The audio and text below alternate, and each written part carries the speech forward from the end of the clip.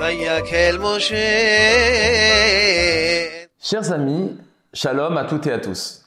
La paracha de Vayakel et Pekoudé, que nous allons lire cette semaine, sont les dernières sections du livre de Shemot, le livre de l'Exode.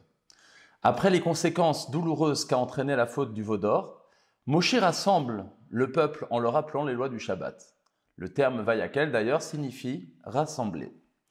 Parmi les 39 travaux interdits qu'il est interdit de réaliser le Shabbat, la Torah ne cite ici qu'un seul travail, celui d'allumer un feu.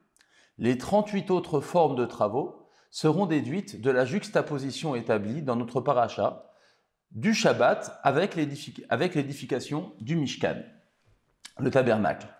Autrement dit, les travaux nécessaires pour la construction du tabernacle, c'est précisément ce qu'on ne doit pas faire le Shabbat. La deuxième conséquence de la juxtaposition de ces deux textes, Shabbat et Mishkan, est que la construction de cet édifice ne pouvait pas repousser le Shabbat et devait donc se faire qu'en semaine. Puis, la Torah raconte l'appel demandé par Moshe au peuple de faire don de multiples matériaux pour le tabernacle. Or, argent, bronze, teinture pourpre, bleu azur et écarlate, des pots, du bois, de l'huile d'olive et des pierres précieuses. Le dévouement du peuple a été si important que Moshe a dû ordonner aux gens de cesser leur contribution. Moshe va nommer une équipe d'artisans et architectes pour réaliser la conception des composantes du Mishkan, sous la houlette de deux personnages éminemment sages, Betsalel et Aholiav. Ils vont créer les poteaux de bois, les socles d'argent, les trois pots qui forment le toit, le rideau, la parochette, qui sépare le Saint des Saints du reste du tabernacle. Ils conçoivent également l'arche sainte, le Aaron HaKodesh, contenant les tables de la loi, le chandelier à 7 branches, donc la menorah, la table des pains, qu'on appelait Shulchan, et l'autel intérieur en or pour les encens, appelé Mizbeach HaZahav.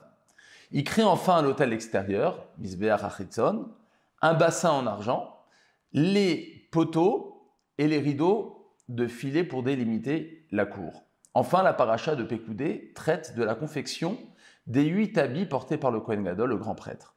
Le tablier, le pectoral, le manteau, le diadème, le turban, la tunique, la ceinture et le pantalon.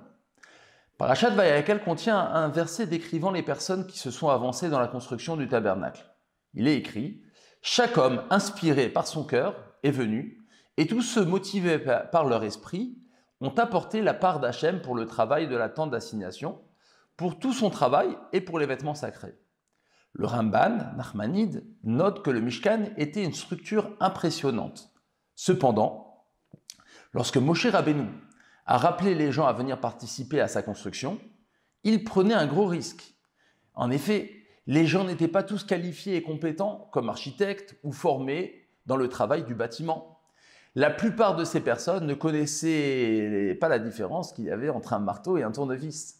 Cependant, le Ramban dit que d'une manière ou d'une autre, les gens ont trouvé dans leur nature de réaliser ce qu'ils étaient appelés à faire. Le Ramban interprète l'expression « Asher Nesao Libo », littéralement comme « le cœur l'a élevé ». Ils n'avaient ni la formation ni les compétences nécessaires, mais ils avaient l'inspiration, l'audace, l'initiative nécessaire pour faire ce travail. C'est tout ce qu'il a fallu pour accomplir ce qui devait être accompli. Plus que des compétences, une personne a besoin d'ambition. Ce Ramban nous enseigne que la plus grande clé du succès n'est pas nécessairement la formation ou la compétence, mais c'est bien l'ambition et l'initiative de faire quelque chose qui va primer dans sa vie. Shabbat Shalom.